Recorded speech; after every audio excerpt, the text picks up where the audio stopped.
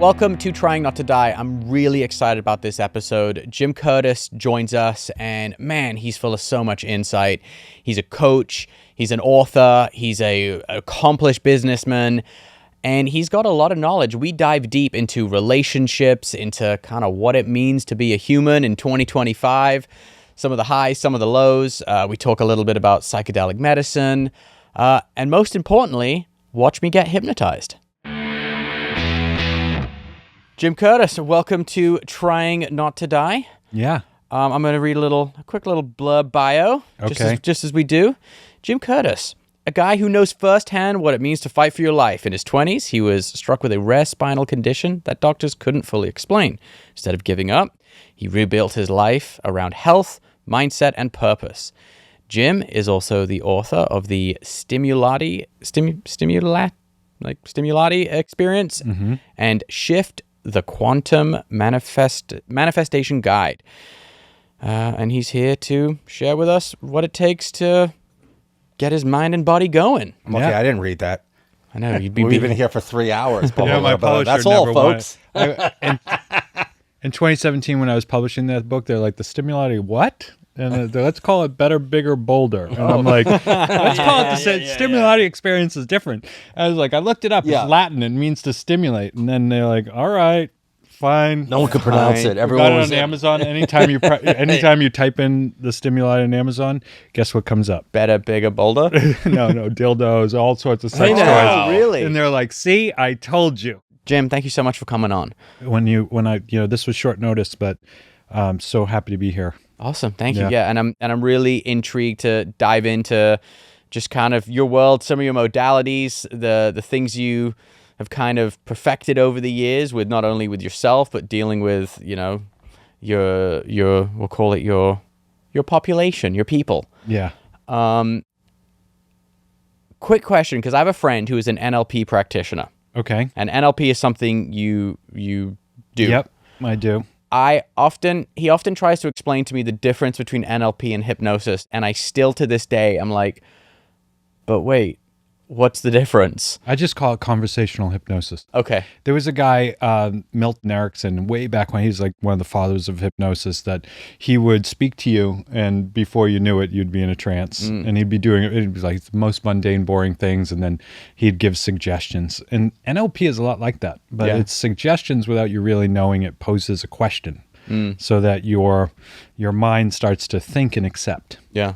And so the guys who do this best are like, they are very powerful. I watched my friend, he, in one conversation, I don't want to say cured because I don't know the long term. I didn't see this person thereafter, but appeared to fix this person's terrible Tourette's in just a conversation where he was having this woman do things like, can you hand me that plate? And like, when you're talking to me, it was just like, he was having her do things with her body, like just where placing her hands, like put your tongue on the bottom of your mouth, not the roof of your mouth when you're talking. Like, that's interesting. That's more of like a Psych K, which is psychology, kinesiology, which like gets you to move your body in a way that kind of unravels those learned programs. Yeah, that was Bruce Lipton. But guys like Tony Robbins, they're like gurus at NLP. They don't even call it NLP anymore. They just talk. They are gurus. They're not speaking NLP. They're not using NLP. They're just talking to you. Yeah. And before you know it, you're like, oh, I feel differently. I wonder why. I had this realization. Yeah. It's good stuff. How did you kind of get into coaching essentially and learning these kind of modalities? Well, when I first got, I was 19 when I woke up and I was ill. And I tell this story a lot, but I've been living on Cape Cod, and my father had built a house there with his own two hands, like way before I was born. And in college, I was lucky enough to be able to go there alone he was a school teacher, so he was still at school and I was there. And so I was having this rager of a summer. And I was riding my bike and I kind of like hit sand and went over the handlebars. And the next day I woke up and I was like, oh boy, I can't feel the hot water on my left foot. Wow. And I was like, it must be a pinched nerve. It must be a pinched nerve from that biking accident while drinking. And then that numbness started to move up to my knee and to my thigh and then to my stomach. And I was like, oh, there's a problem here. So I do what any 20-year-old kid does when that happens. I called my mother, who is like an ER nurse in Boston Medical Center, which is like, heroin addicts that are overdosing and gunshot drive-bys. And so when she freaked out about this, I knew there was an issue, and we got an MRI that showed some kind of lesion on my spinal cord. And so very rapidly, I started to limp. I started to get very ill, and then I couldn't walk. And so I started to say, I need to figure a way out of this. That after I got a denial, that is, I had to figure a way out of this. And so I started to go see all these different gurus. Someone said, I got a guy. I said, okay, I'd go see it. From grandmasters of Kung Fu to shaman, Ecuadorian shaman, like the craziest stories and people. And then finally I found someone that did hypnosis. And I figured I have to start talking to that unconscious, that subconscious part of me that is manifesting what's happening. And when I started to speak to them, things started to change. I have almost an identical story to you, Jim. Really? Yeah. Yeah, you're MS. I'm my MS. Yeah. I was in my early 20s. I'd gone to a concert, and I remember I moved funny, and I tweaked my back. Yeah. And I was like, fuck, that felt weird. Yeah. And the next day I woke up, went to get in the shower, stuck my leg in, and the hot water felt icy cold. Ah. And I was like, the fuck? Wow. Something's wrong. Yeah, I was like... Must have been my tweak. Exactly. And I was like, I must have pinched a nerve. Yeah. And then eventually it went all the way up my leg to where if something hot touched my leg, it felt icy cold. And if something cold touched my leg, it felt like someone had poured like hot tea down me. Yeah. And just being the knucklehead that I was like, fuck it, I'll just ignore it. Yeah, same with me. Yeah. And then like about 18 months later, I went blind in my right eye from MS. And that's how I got diagnosed. Wow. Yeah. But wow, yeah. Still like that?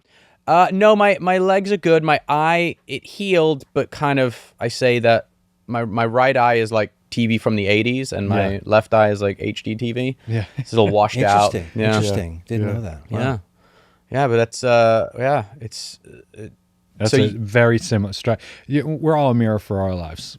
Everybody that, for some reason, the two of you and myself, the three of us, we are a mirror of, we're here together because we are a mirror for each other. Everybody in your life, every instance, every acquaintance, every time you get into a room with someone, you have to say, what dimension in reality am I in right now that's manifested this mirror image of me in front of me? Do you sometimes, is there, because I could like in my head, I could go deep, I could be like, well, why am I here? And what is the purpose of this? And is there like a greater meaning? I could get like too existential with it. Do you think sometimes just the purpose is just to be in that moment with that person? No, I mean, perhaps, but I don't even have to, I don't think about it anymore. I just wonder. And with curiosity, like I wonder what will happen because there's a reason why. There's always a reason. And, I take on a few one-on-one clients, and every time the stories that they tell me, I don't learn about them before we start. I make sure that they're have something that I can help with, but then we sit down for an hour and they just kind of download what they're dealing with. And every time, crazy, spooky, it's something, it is so related to me, what I've gone through, what I'm currently going through, what I've overcome. And I think that especially when you're in service or do a podcast like this, which is very much in service, you start to say, oh, wow, these stories are a mirror of what I've gone through. And that's not by chance, I don't think. Yeah. I mean, I think it's, you talk about Tony Robbins, and he's a very positive guy, and one thing that I've always done, and Jack knows, is, if there's a situation and I have, I'll make sure that I solve the issue, and I don't really like to live in the past. I try to move forward. Yeah. And I don't harp tremendously what people have done, even though we all do that because it's human nature.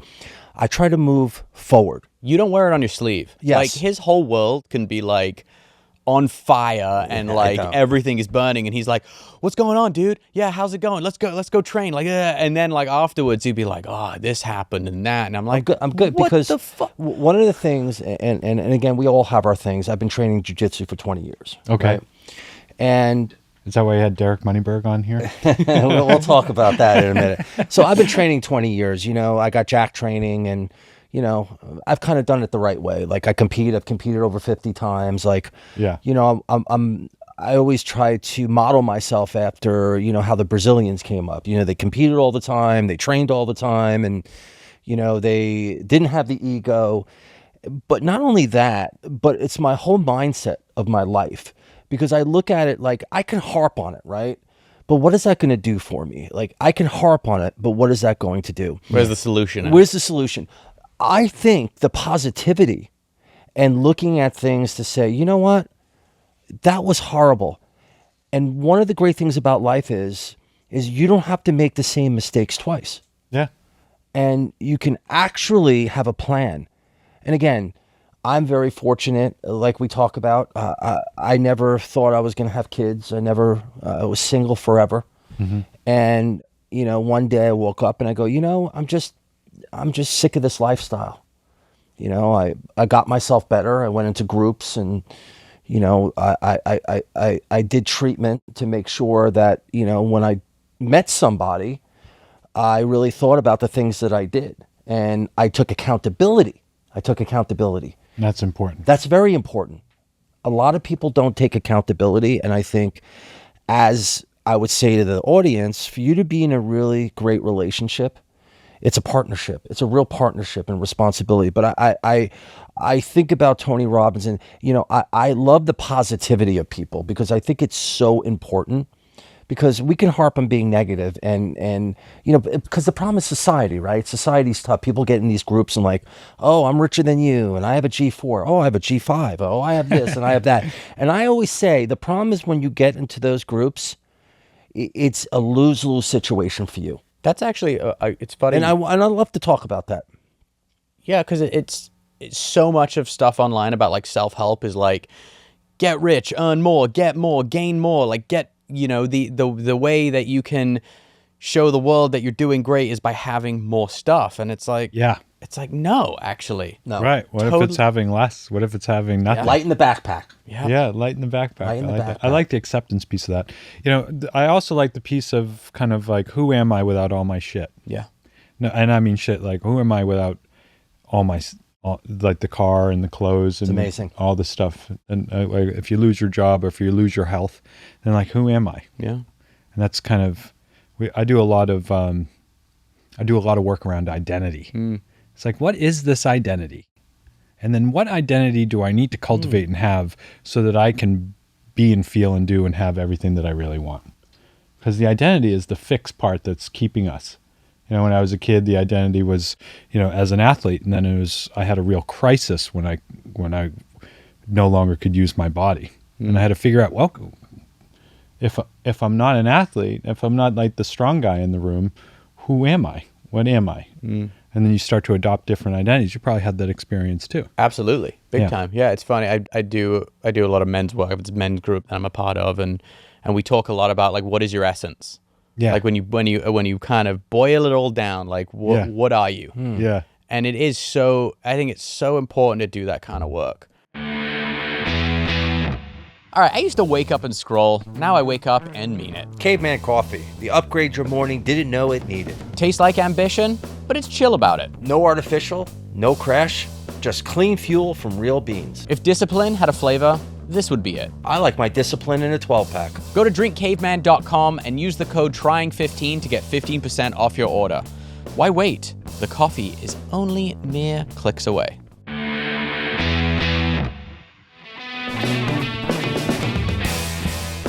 I want to talk about something that I wish we learned in school. I hit my 30s, and suddenly everything felt harder. The day-to-day life used to be very easy. I was crashing at 2 p.m. That's not supposed to happen. It turns out that low energy feeling has to do a lot with testosterone. I'm not the first guy to realize this. Some guys take the shots to boost their T levels. But here's the thing, when you do that, you're committing it to the rest of your life. And it really is so expensive. $3,000 a year to shut your body's natural production down forever? Man, that is terrifying. So that's why I started using Mars Men. Mars Men gives you the same benefit of optimized testosterone without shutting your body's own production down. It's got no synthetic ingredients, just things like shilajit, zinc, boron, and more. Real natural ingredients that are going to support healthy T levels, stamina, and recovery. You get all the benefits of TRT without being hooked for life. I have to tell you that since I've been using this product, my energy levels have come up tremendously, and I don't crash at 2 to 4 o'clock anymore. I really love this product, and my performance in the gym has never been better. Again, since I started taking Mars Men, I bounce back faster after a workout, and my focus is better all day. Plus, there's a 90-day money-back guarantee, so there's no risk. Worst case, you don't love it, and you get your money back. But come on, over 91% of the users report higher energy, so why not? Plus, Mars Men is made in the USA, and it's really third-party tested, which is really important. For a limited time, our listeners get 60% off of life. How can you go wrong? And 2 free gifts? When you use trying at mengotomars.com. That's mengotomars.com. And use the code TRYING at checkout. After you purchase, they'll ask you where you heard about them. Please support our show and tell them we sent you.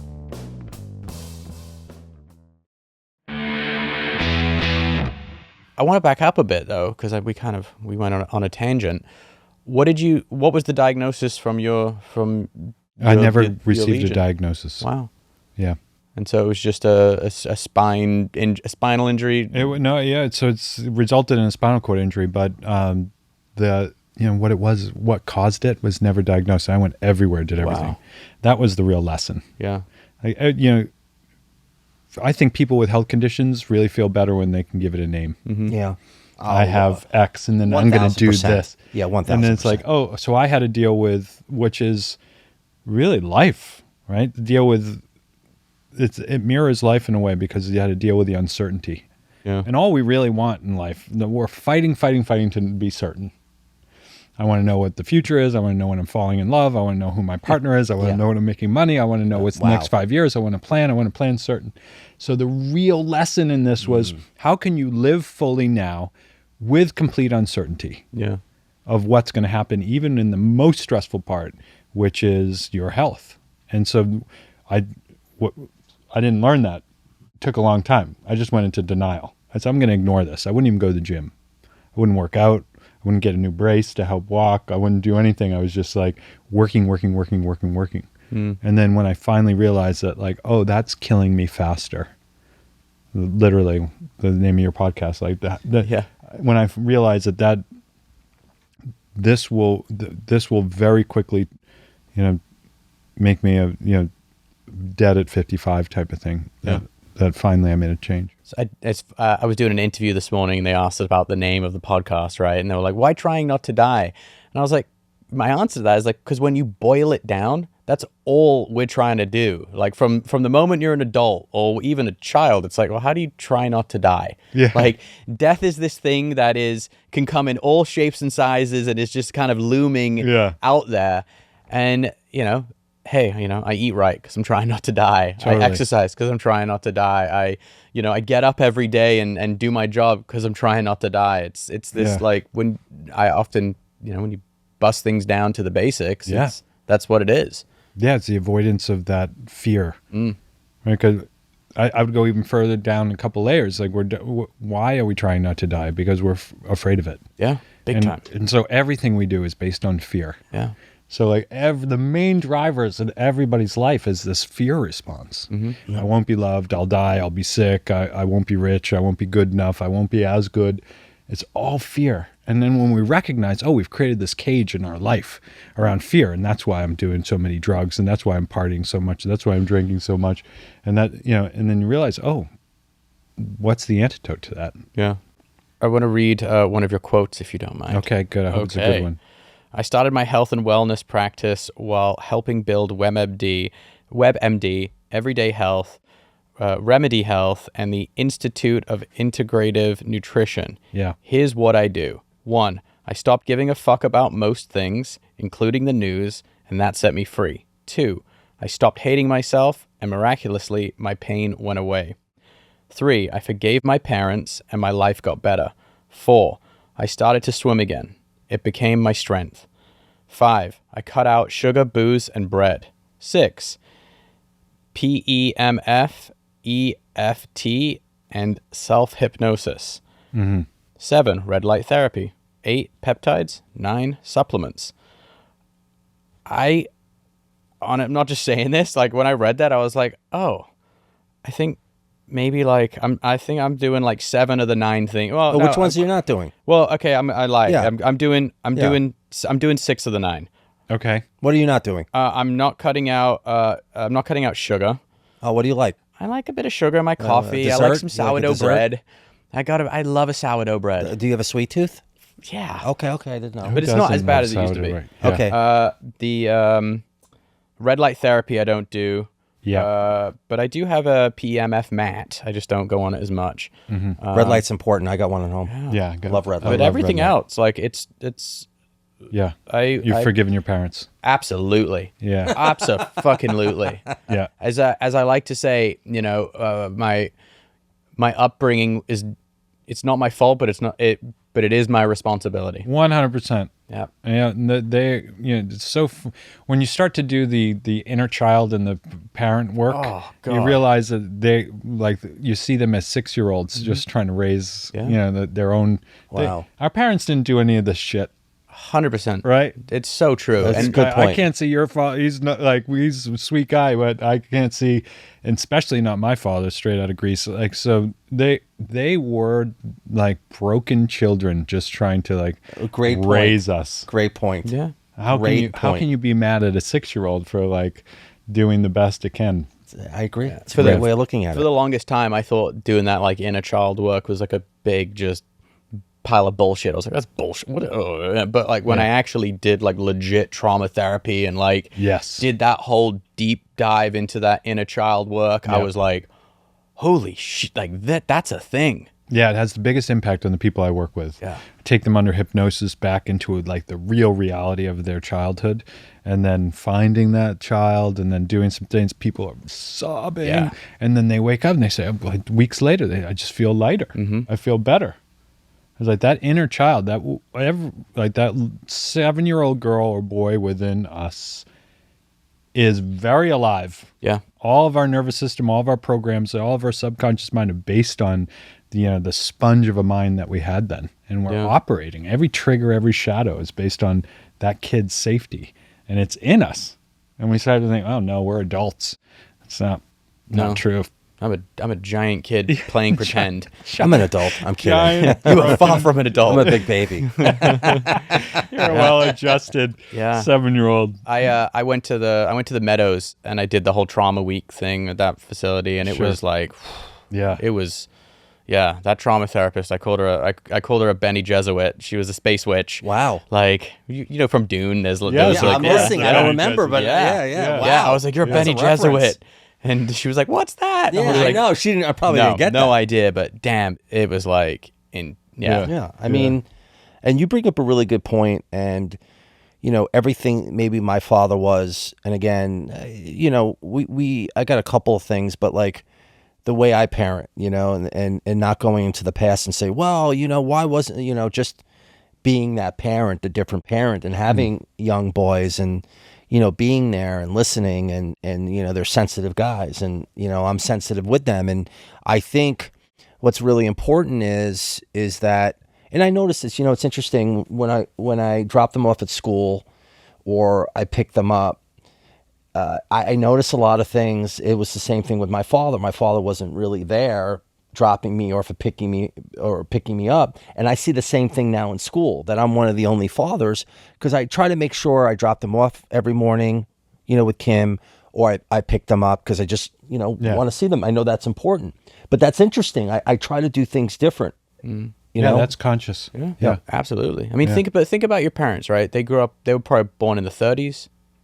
Like their formative years, their inner child they were living through World War II. Totally. That's Like- a very shell-shocked child. Yeah, like having to be rationed, like all that trauma that they experienced. The war wasn't necessarily here in America, but there was the effects of it. Yeah. You know, and I think about that. You know, my dad grew up in post World War II, Birmingham. The city had basically been flattened, and he grew up in a pile of rubble. Like their playground was like a bombed out building that they would go play at, and he just, you know, England was this desperate place after World War II because there was no money. We were funding the rebuild of Europe, and Totally. it just everything got ignored on the home front. Yeah. And it just created this feast or famine mentality of you must just go work, like fix shit. Like that struggle, it never really left him. You know, and it's but you can't fault him. You know? Yeah. Absolutely not. That's the biggest thing. You're living a really powerful life. Is you got to stop blaming your I agree. Stop blaming your parents. 100%. As soon as you forgive and forget, it doesn't mean like if you have an abusive or narcissistic or whatever it is, it doesn't mean you put up a boundary, but like get over it. Yeah. Yeah. I have conversations with people close to me about that a lot. Yeah. About, hey, you can, just because you have a boundary in place that you uphold, you don't have to tell them that boundary's there. You can just uphold it on your end. Yeah. And you can still have a relationship. It's just however you want to craft it. Yeah. And then it's going in and trying to reconcile those kind of programs that you have from those, you know, every child should go to therapy. Right? 'Cause I don't care if you had the best family, the best upbringing. Like as a child, if the mother didn't run in quick enough when they're crying, then you feel abandoned. Yeah. And people are like, well, I wasn't beaten, I wasn't neglected, but like, yeah, you still process things differently as a child. That like you remember something that may not even have happened that way. As an adult, you see it as trivial. But as a child, you've put it into your programming that X, Y, and Z is the reason why I can't find love. And so it's really important to do that stuff. Oh, it's so important. And I tell my wife all the time, I'm like, we're going to fuck our kids up. No matter 100%. what. It's like no matter whether you love them too much or whether you neglect them or something in between. Yeah. We're going to fuck them up. And you'll pay for their therapy. Yeah. Yeah. It's a part of being a parent. And then our kids grow up and they go, oh, I didn't like that my parents did this, so I'm going to do the opposite. Or I'm going to, you know, use that as an excuse to completely destroy my life. Well, lucky I'll be 75 when that happens, so I can just sit and dribble. Right, all over. You know what I mean? Yeah. Consider this though. Consider that our soul chooses to come into this life. Maybe you believe in this and maybe you don't. But there's many cases. I have a couple clients that have had that have died and they've come back and they've told some amazing stories. And in some of my teachers like Brian Weiss, who wrote the book Many Lives, Many Masters. So consider this is a real potential that we are energy, neither is created or destroyed, and therefore we're this consciousness that's greater, the larger consciousness, the collective consciousness, the universal mind, the void, whatever you want to call it. So what if we are actually the source that says that we're going to live this life, and within this life we're going to experience these traumas and issues, right? So we're going to choose the parents that are going to provide the most amount of damage so that we can heal from it and find it and become stronger, more evolved, release karma, whatever it is. Yeah. And so if we look at it that way, like my soul chose this body, this trauma, this issue, because it knew that it was good for me in some way for a future period, everything becomes easier. Yeah. You're not doing it wrong anymore. It's no more victim mentality. It's like, oh, I chose this because I can handle it. Yeah. And the harder your life is, maybe more evolved the soul is. It needs to like step up the trauma. This is a school of life. It's like trauma school. 100%. Yeah. This might be controversial to ask this. So now I found for myself, I'm a complete, child. I ran around till I was 44 years old. If you showed me a kid, I'd be like, oh, whatever. I don't even want to be around it. Or like, my patience was like a tic tac. Yeah. Do you think, I'm just curious, do you think for a man, is it better to settle down later? Do you think there's a time that a man should settle down? Do you get into that when you coach people? Because I'm just curious your point of view. I don't think guys should get married until after 30. Okay. I mean, the frontal lobe of them doesn't even this until is a great 25. conversation. Yeah, yeah, right? So yeah. just physically, just like not until after 30. Mm-hmm. And then spiritually, I don't think we even start to really, really contemplate the essence of who we are until we're at a place that's, out of the, survival mode of growing up. Yeah. What's your thought on, and again, not to go into your life, how are your relationships going through everything that you went through? Like, what did you learn? Because, you were a bachelor for a long time. Yeah, a right? long time. Yeah, so explain that to me. I'm very curious about that. Like, what was your thought process? Did you just not meet the right person? Or, like, what was your thought process about that? I think it was layered. One, I think we act out in the ways that our parents are. Okay. I think we kind of like model. There's this model of relationships that we will act out our parents' relationship based on the parent that was most nurturing to us. And that we become the opposite of that parent. The parent that was most nurturing to us, we start to act like the other parent so that we can model out how to win the one that was most nurturing. Interesting. Wow. Right? And so my parents were a mess. They were a mess. They were violent, physically violent, verbally violent, emotionally violent to themselves, to each other, to us. And so I was shell-shocked from that. And I think I just didn't like myself. I was, I had a guy that I was partners in business with. He was a Christian, and one day he made me he's like, come on over. Oh, we're going to church. And he had me go to church, and he sat me down, and he asked me this question. He said, why do you hate yourself so much? He did. Yeah, and that I started bawling. Like, even now it brings up emotion. Wow. I just started bawling. It's like I didn't realize that resonated so much. And so it's no wonder that I thought that I was broken from, instead of having empathy for myself, I had disdain for my condition. No, I agree. And so I think that how could I possibly love anybody if I hated myself? Wow. And it wasn't until, a couple of years ago that I was like, oh, I'm not so bad. And like, I actually like myself. And then miraculous things happened from there. And I did get married. It didn't last long. Oh, you did? Yeah, I was married. I have a 17-year-old kid. I was married for... Okay. We I was were together, about to ask about the kids. Yeah, okay. we were together for 8 years when I was young. And it was a very dysfunctional, terrible relationship. And I learned a lot from that.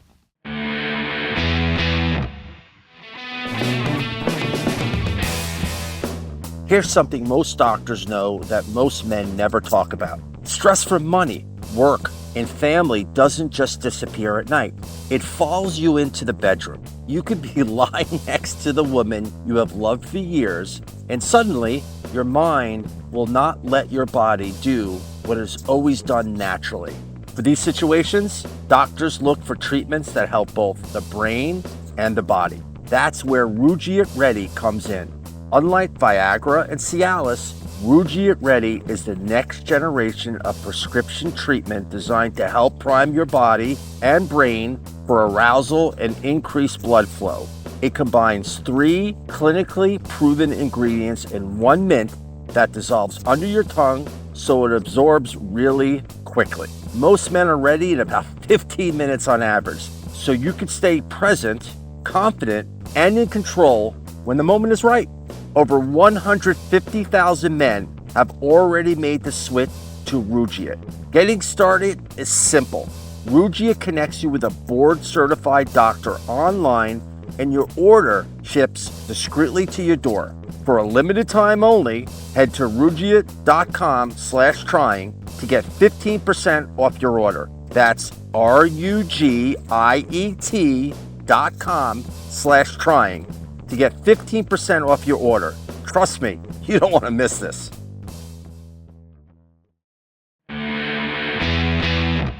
I want to back up a little bit. You were touching on kind of spirituality and having like a spiritual practice. Is that something that is important for you when you're working with clients? Yeah. And so some people will come to me that are like very much ready for the spirituality of it. Yeah. And others come because they think that they can change something about themselves quickly. which we can change stuff about ourselves very transactionally. There's a workshop I did, and this woman was afraid of snakes. And she's like, I just don't want to be afraid of snakes anymore. And so we figured out what the real driver was around that fear, the real issue, because who cares if you're afraid of snakes, right? But her real issue was, when I go hiking, my son and my husband go hiking every weekend. They laugh at me because I can't go. I'm left out and I feel weak. And therefore, like, this is a real problem for me. And so we removed the fear of snakes. And then she had such a dramatically different life. At that workshop, she went into the woods hiking 3 days in a row. Wow. A year later, still not afraid of snakes. Everything's changed. So transactional fears like that, easy. Other things, people are just like, I can't find love and I'm 60. And that is not transactional. That's you need a higher power for help for that. Oh, yeah. Oh, yeah. At 60, yeah. You need a higher power. At any age. Like, if you're like, I can't find love, you need the higher power. You need to turn it, and you need to turn it over to something bigger than yourself. And, I mean, that's beautiful words for, like, addiction, but we get addicted to our suffering. And so that's where we go into this idea that we are born from the energetic frequency of love. Really, if you've ever done any psychedelic, if you've ever done any meditation, or if you've ever done any hypnosis, people often weep because they feel this relief and they feel this, like, acceptance in love. Like Ram Dass style, like 100%. And so when we can get into that vibration of love through this kind of spiritual work, especially through what I call the alpha theta bridge, when you go into deep trance and then you have someone lead you to this, then it's absolutely necessary to make the big identity shifts. Yeah. You want to hear a great story? So we used to have a health food company back in the day called Country Life Vitamins and Desert Essence. The person who we bought this health and beauty used to get advised by Ram Dass. So we thought it would be great one year to have him at our booth. And so we had him at Expo West at our booth. And I have to tell you, I've never met a more positive guy. It was... That's pretty cool. It was, at the time, I'm a young kid, I'm teasing, right? Who's this Ramsdas or what? I'm an idiot. You know what I mean? I'm making funny, I'm making jokes, But it was really funny. Was he laughing at him? I didn't do it to his face, buddy. But you know what? When I started talking to him and I saw that smile on his face, and he has this smile, and it's the energy that he gave me, and the energy, I'm like, this guy is very positive. It's like, I felt it in here. It was very interesting in a spiritual way. I felt it in here. And it's funny anyone mentions his name, and I didn't know it at the time, but who I was meeting, right? Because I don't know, I was in my 20s, and I'm like, I want to go party and drink. Like, who's this guy? Who's this foolish guy at the booth? He had like a flower here. He was dressed funny. But when I really started to speak to him, it was just amazing. Yeah. It was amazing. I felt it right here. The energy was undeniably powerful. And it's interesting that you talk about that. Yeah. There was a long time where I was, oftentimes when I'm on podcasts like this too, I forget to look at the camera because I don't prepare. It's just something comes, and whether it's channeling or not, something speaks. And for a long time, I was doing these hypnosis. I don't write the scripts. They're 30 minutes long. I just speak. And for whatever person needs, it comes. And so I'll be speaking for 30 minutes straight. And I realized that when I got into Ram Dass, that I was saying exactly the same things he was, but I've never studied any of it. Interesting. And so I was like, how do I know this information? And then I realized that this information is like so universal that, like, when people go into deep hallucinogenic states, they're all experiencing the same thing. And then what I loved about Ram Dass so much, when he had his stroke, he had a loss of faith. Like, all the spiritual Ram Dass went away, right? And he had to relearn that, like, who am I now that I don't speak so eloquently, now that I need a nurse to dress me, now that I'm stroked out.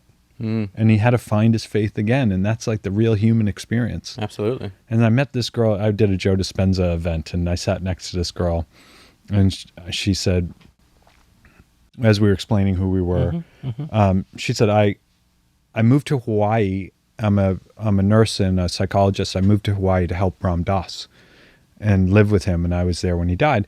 And I was like, oh my God, what's the biggest thing that you learned? Yeah. So he's very particular about his shirts. Really? Yes. That's like her biggest takeaway, that he was very much human. Right. And we pedestalize people and when we can see and learn and like be inspired by his actual like human essence as well. It's funny you said the pedestaling humans. Like anyone in that, I've been in recovery for a long time, and you meet these people that have kind of tapping into something. They've kind of got all the answers, and I've always said for years, though, you put anyone on a pedestal, you're giving them somewhere to fall from. Never meet your idols. Yeah, never. Because it's like, we're all just humans. We're all just like walking around in these meat suits trying to figure it out. Meat suits. Some people are just better at talking. Yeah, exactly. Yeah, well, and the thing too that I always say to my daughters is your failures are more valuable than your successes, because that's where you really learn. Like when I have a success in something, it's like, cool, great, high five. I just got a bunch of money. What can I be successful in next? Yeah, but when shit goes haywire and I fail and I have to rebuild, and I'm like, when you were talking about Ram Dass having a stroke, it's that we'll call it a failure, but that loss for him was, I probably hugely beneficial in a way, because you learn from it. We all learn from it, and he learned from it, and it's like if he somehow that's just beneficial to us all. We live in this town and probably know a lot of the similar people. I know, Jack and I know very, very wealthy people. And it's very interesting, the men who are very wealthy, and they control the families. Like, oh, you can live in this house. It's not really yours, but I'll take it away when I want. It's interesting about the relationships, because it's almost literally impossible for them to get a woman, even if they pay for it. Yeah, I'm not saying pay for it per se, like, hey, come on my jet, let's go to Milan. It's more interesting when it's funny because women now want. But you're talking about the faith in the almighty dollar.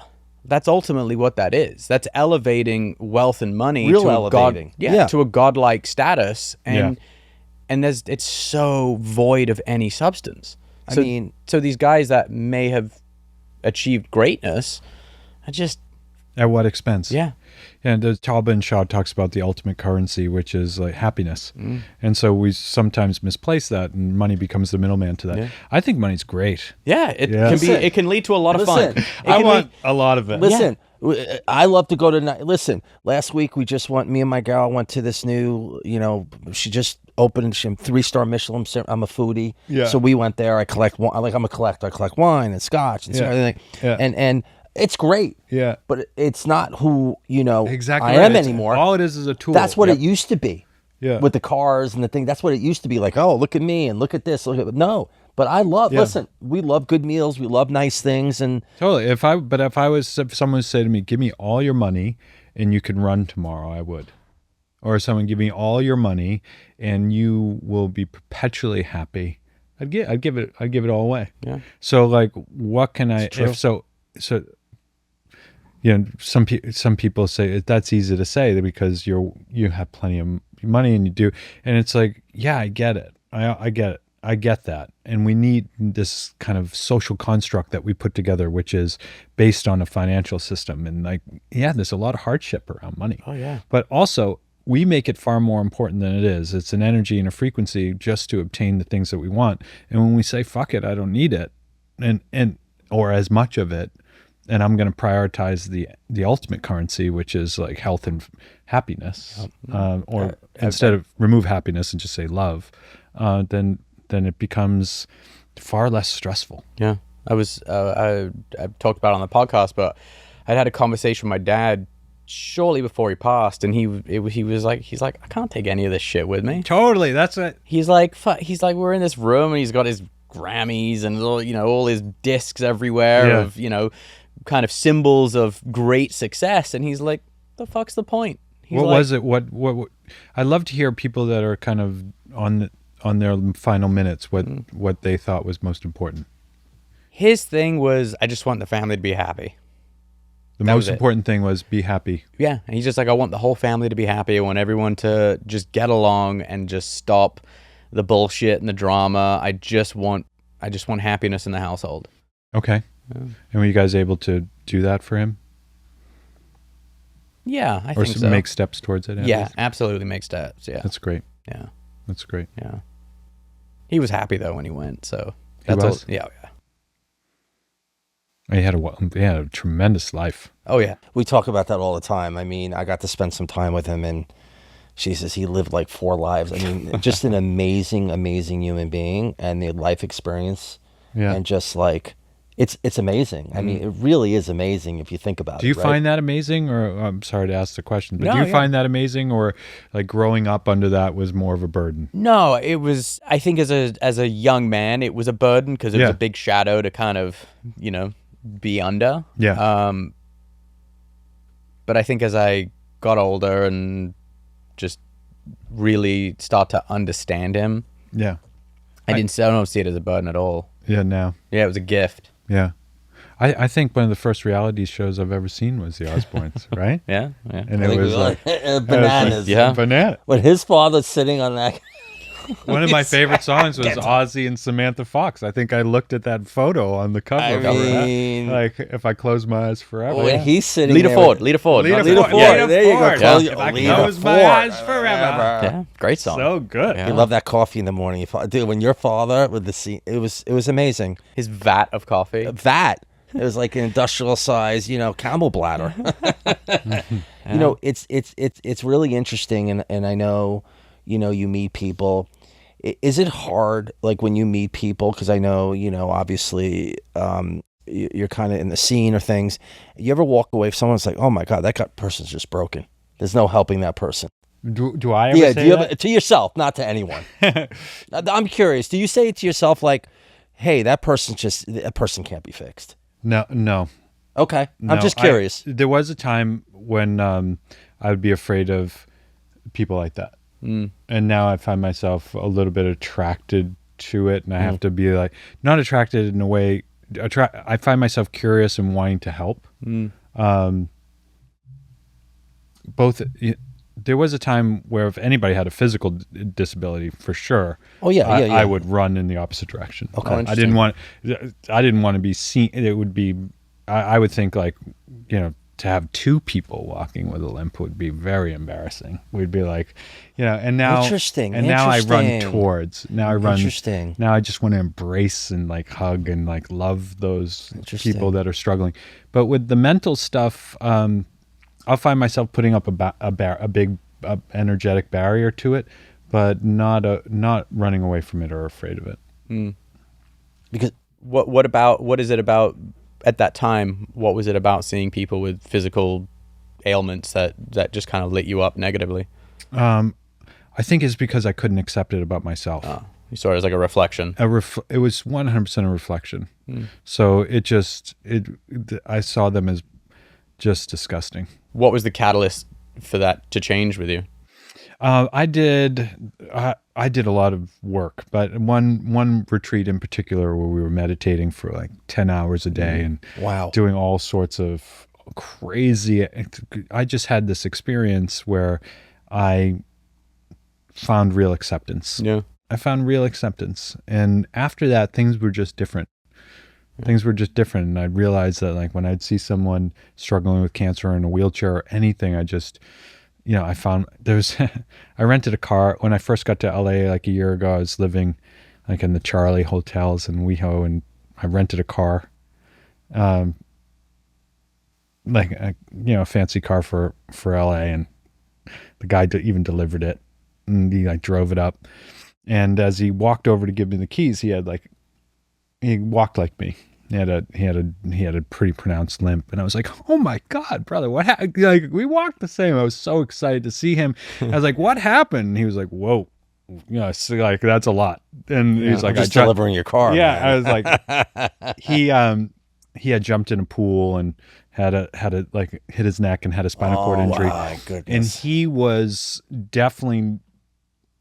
I came on too strong. Yeah, but I saw him, and there was such a fondness that I had for I do him. that sometimes. People think that of me too. Yeah. That's true. I have to remember that not everybody feels that way. So it was a lot for him, but I felt so, and so things have just changed in that way.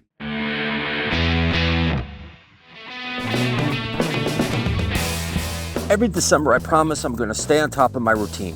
And then suddenly, I'm traveling. I'm at 3 different family dinners, and my nutrition plan falls completely apart.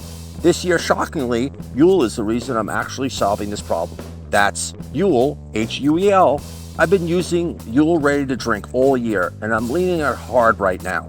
It's a complete meal in the bottle. 35 grams of protein, 7 grams of fiber, and 27 vitamins and minerals. Literally ready to go. No prep, no mess, and it keeps me full when the alternative is grabbing whatever holiday snack is in the closet.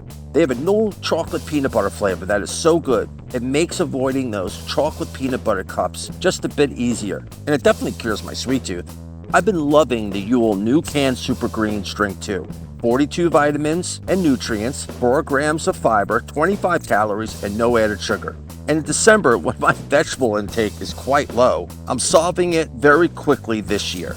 It's sparkling and it actually tastes really good. And there's 3 flavors to choose from: apple, peach, and blueberry.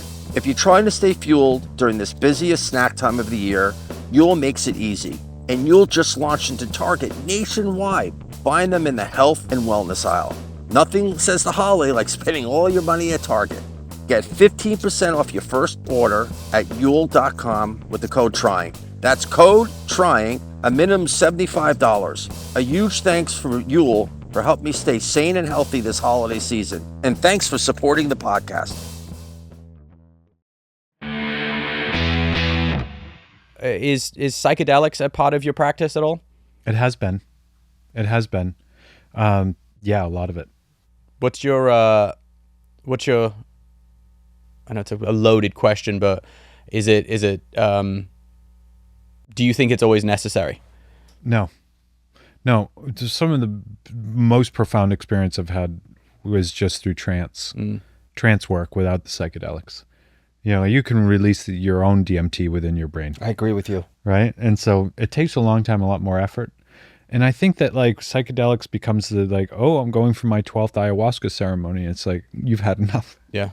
You've had plenty. Mm-hmm. And so I've had my experiences. I've had some very scary experiences that make me reluctant to like jump back in there again. Yeah. I learned a great deal. And I've had some wonderful experiences, but I believe that, you know, there are tools not to be overused. Absolutely. Yeah. Yeah. And I agree with you. And I think too many people nowadays are promoting things, you know, ketamine and all this other stuff. It's funny. I had a tough business day yesterday. You know, I got into my bathtub. I put tons of salt. I made the room really dark, and I created my own float tank. You started hitting the ketamine pipe? Yeah. I was no. He's in a like deep to snort it with the nose. He's still there as we with speak. the nose, I like to snort it so I can take it all in one shot. Good. He boofs it. I've done ketamine therapy though. Oh, I've never done that. I have an IV. Yeah. When the nurse left, I turned up the IV. I was mooing in my seat. I was flying through space and time.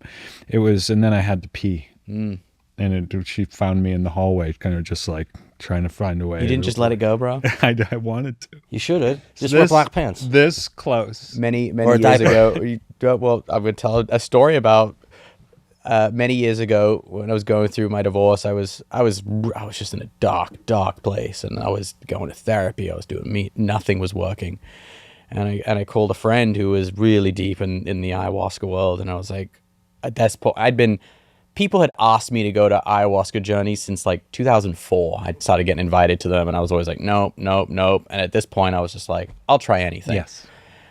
And he takes me, he's like, all right, there's a journey coming up, and, I'll pick you up. We got to go to San Diego. And we get there, and he gives me the instructions on like what to wear, the whole diet before, the whole thing. The diet, yeah, all this stuff. And right when we're getting ready, he's like, oh, I brought you this, hands me a diaper. And I was like, what is about to happen? He's like, comes out both ends. Yeah, he's like, sometimes, man, if you're just in it and you don't want to move, just let it go. And I was like, did that happen to you? No. Okay. No. Are you telling me the truth? I swear to you. Okay. I swear to you. Do you feel now, and not to go into your relationship now, do you feel like people are treating you different, like reaching out to you more and things like that? Do you? I'm always interested because I talk to Jack about this all the time because again, Jack's, and you seem to be a really good guy and nurturing and accepting of people, and Jack is too. Do you feel like you have to put more boundaries up now? No, I don't think so. I think I'm getting different attention. Okay. Because it's kind of funny. I've been in the public eye for years, but it's like a small circle of like, spirituality, health, and wellness. Of course. And so now I'm just getting different attention. Okay. Yeah. And like entertainment, news, and tabloid attention. Yeah. Which is not nearly as comfortable. No. Not nearly as it does not seem. Not nearly as kind. Never read the comments. Don't read the comments. Don't read the articles. Yeah. Sometimes don't even look at it. Yeah. I said I had this entire 25-year career that this is a real study in ego. Because you build up this identity in this career, and then all of a sudden someone like writes an article, and then you become it, like the hypnotist. Yeah. So I have 4 kids. Yeah. And I have 2 house payments and all sorts of stuff. So sometimes I have to you do the show. I gotta earn the money What's where wrong? I can. I don't think I'm there's going to anything do wrong with I'm it. a Celebrity, get me out of here. Yeah. And What are you going to eat? well, I don't know. You're in a jungle? In a jungle where they basically, in order to win food, Sheep dung? maybe. No, Okay, it's not good. that. No, but they'll be okay, like, okay. eat a sheep dick, or we're gonna, in order What's to this, like, Fear Factor? Yes. What is it? Wait, Where's Rogan shut up, coming let me out? tell you. Joe Rogan's coming out. They'll Let me do a hear. thing where they'll be like, yeah, you have to crawl through this like underground tunnel that's full of snakes and spiders to get these things to get food. Basically, I'm willingly giving myself to like a World War II Japanese POW camp where I'm going to be tortured. Like Rambo. Yes. Okay. And I am deathly afraid of spiders. Are you? Tarantulas? Beyond afraid What of type of spiders. spider? When did that start?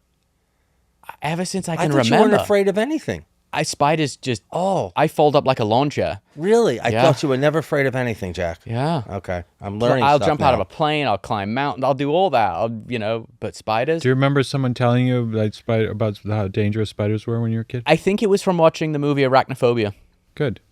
And what happened when you were watching it? This is great. You're getting free advice, buddy. Shut up! You're ruining it. Okay, sorry. I just got really scared because these spiders like took over this town and they were like killing people and just scared me. Yeah. And then how old were you? 5 or 6. Okay. And did your parents say something about that afterwards? I think it was more. No, probably not. My parents used to let me watch things I shouldn't have watched, and they were just kind of like, yeah, whatever. And so afterwards, after you saw the spiders, you kind of just went to bed? Yeah. Yeah. You want to take care of this now? I want to see this. I want to If see it there's walk time. in person. Yeah, let's just what time is it? It's 1:27. Okay. Yeah, I think they were probably pretty relaxed enough to take care of Yeah, this. I Sure. don't really care. Absolutely. Let's do it. Okay. I He can't just wait. has to be quiet. I'm not going to say a word, buddy. Yeah, everybody can be quiet. Okay. Okay. And you don't have to talk, so maybe you move the speaker away from Okay. you. Okay. And so I'm just going to ask you a couple questions, right? And your head doesn't need to be supported or anything. That will be fine. And I'm just going to ask you a couple questions to understand how your brain works, and you can just answer them. And you don't have to answer with your voice. You just yes or no. And if you don't know the answer to that, then you just look at me and I'll figure it out. Okay. Okay. So if I was to give you a yellow lemon, really citrusy, juicy, sour yellow lemon, and cut it, squeeze it into a glass, and as I squeeze it into a glass, the juice flowed into it, and then asked you to drink that really sour lemon juice, does your mouth start to water? Yes. Okay. And if I was to scold you, tell you, something that you've done that I didn't like, would the tone of my voice hurt more than the words that I said? Okay. Have you ever gotten in an argument and thought about what you said for days after? Have you ever woken up at night and not been able to move? Have you ever woken up at night and walked in your sleep? Now, if I was to say these two things, and forgive me, they're from Boston, but go down into the basement, there's some old rickety stairs, they're wooden, be careful. Go down there, and next to the washer and dryer, there's a cabinet. At the top of the cabinet, there's a dog toy. Could you grab it for me? Or if I was to say, down cellar, above the washer dryer, grab the toy. Which one's more appealing? Okay, good. So just put your hand up like this and look at your middle finger, the tip of it. And as you look at the tip of your middle finger, just simply relax. You can't do this right or wrong. And this is not a act like a chicken type of thing. You're not going to be completely unconscious. You can just give yourself permission to look at the tip of your finger. And as you look at the tip of your finger and listen to my voice, you may also be able to see all the things out of the corners of your eyes that you can see at the same time. The funny thing is about the tip of your finger, as you place your attention there, you can either imagine or actually feel that it starts to tingle as your energy goes there. Not only that, as I start to talk to your subconscious mind, I'll just see what I see and tell you what I tell you. And a lot of that is with your breathing changing already. And you may even notice your eyes start to blink a little bit more. And as you start at the tip of your finger, it's almost as if your fingers just start to naturally spread. It's almost like I tied a string to your forefinger and to your pinky, and I start to spread those fingers.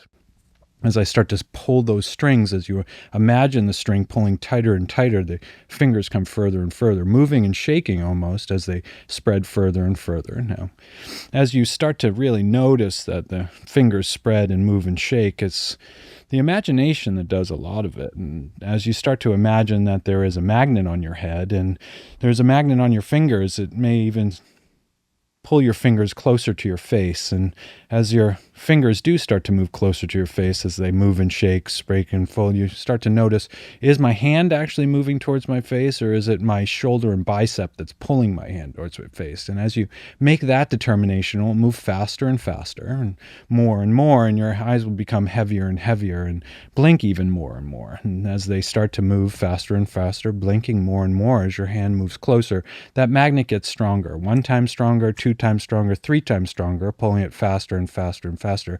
When your hand hits your face, your eyes will close and you'll go into a deep sleep, a deep trance, but your neck won't move all the way down. Now, your hand is part of your face. The harder you try to move it, the harder it becomes, and realizing that you can't do it wrong, that you're doing it exactly right, that you're whole again, actually, like this. At the count of 3, your hand will just simply drop down, 1, 2, 3. Now here we are, going a little bit deeper with each breath, deeper and deeper, and I wonder if you can rest now. Your attention on your shoulders and the heaviness of your shoulders against the chair you're on. And I wonder if you can rest now. Your attention on your legs and the heaviness of your legs against the cushions you're on. And I wonder if you can rest now, your attention on your left foot, and if your left foot is heavier than your right foot, or if your right foot is the right foot that's heaviest. But it doesn't really matter. It just allows you to go deeper. And the deeper you go, the more relaxed you get. And the more relaxed you get, the deeper you go. And your mind may wonder or wander, but you'll still listen to every word that I say. It's like a warm sunbeam comes in through the top of your head. And as it does, it releases and relaxes all the muscles in your forehead. And as it flows down to your eyes, you can even imagine them closing so tight that sandbags are on top of them. And you may even try to open your eyes, but the harder you try, the harder it becomes. And that's okay. We just go deeper and deeper. If you can imagine walking down a long hallway, this beautiful hallway, every step you take, the energy of this place is so profound, so beautiful that it rises up through your legs, white light into your stomach and your spine, and you feel so empowered, so brave, so full of potential that every step that you take, you become more and more bold, more brave, more potential. Until you get to the end of the hallway, there's a flight of stairs. And all you have to do is take one step, and the next step follows. You don't have to take all the steps. You just take one step, and the next step follows. Stepping down now, 5, 4, deeper and deeper, 3, 2, 1. Deep sleep. For the purposes of hypnosis, each and every time I say deep sleep, you will quickly, calmly, and easily to this depth, or even deeper, open to suggestions for your own highest good. Now, there was a time in your life, Jack. There was a time in your life where you experienced a movie, and this movie had spiders in it, and it scared you as a child.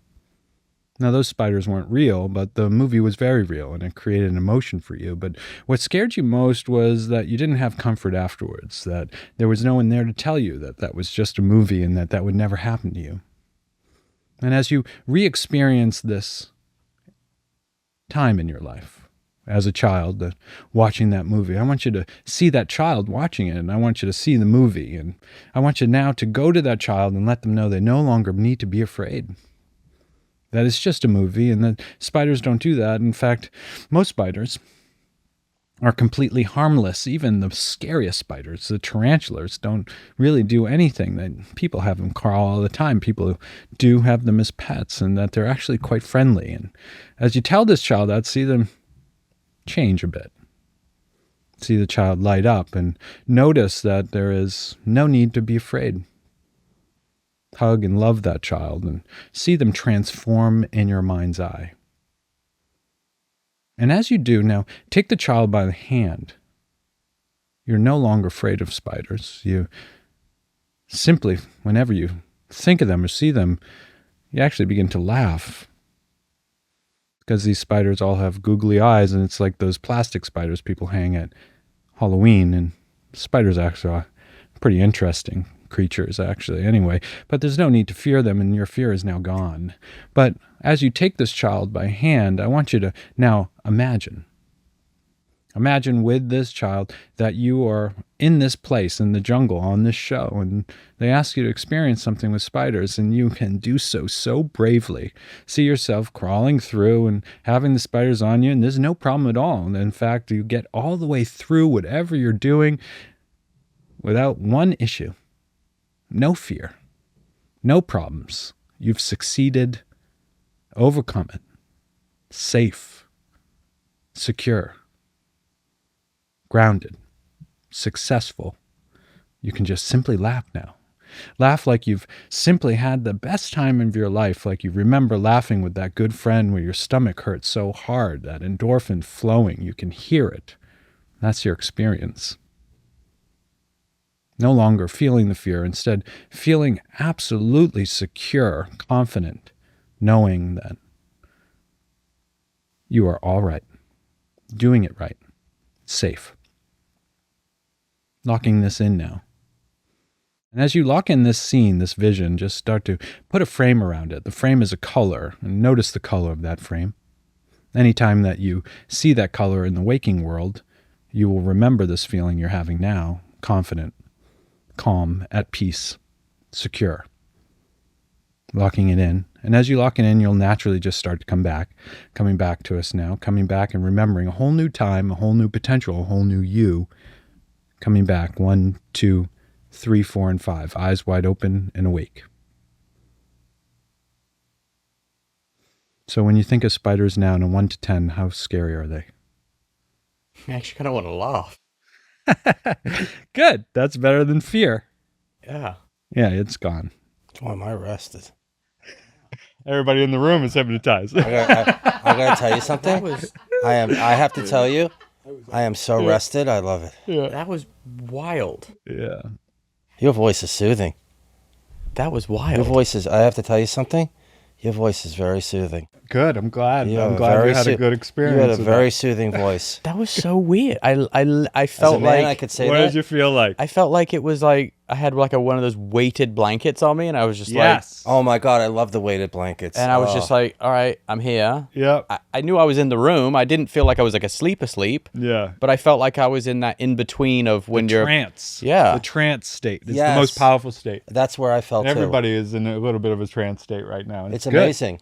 Good. It's good. Yeah. It's a good state, to be in, instead of, there's a lot of like hypnosis, the guys that go on stage, make people act like a chicken. Yeah. That's I not love therapeutic in any way No, whatsoever. that's ridiculous. But I'm willing to bet that when you start to, kind of remember this, feel this, that fear is down to a 0 or 1. you know what we need to do? And I want to hear if it isn't. Absolutely. Thanks you. for having me. That Hey. was fun today. Thank you very much. All right, folks, before we go, since we're feeling festive and the holiday season is upon us, we're doing something very special over at Caveman Coffee. We are going to be giving away 2 sample packs of our Caveman Coffee, as well as a signed Caveman Coffee cup to special winners. It's super easy to enter. You just have to go to drinkcaveman.com to sign up. If you're already on the mailing list, don't worry, you're already in the running. So we will be picking 2 winners the first week of January, and that's an awesome little New Year gift. So enjoy.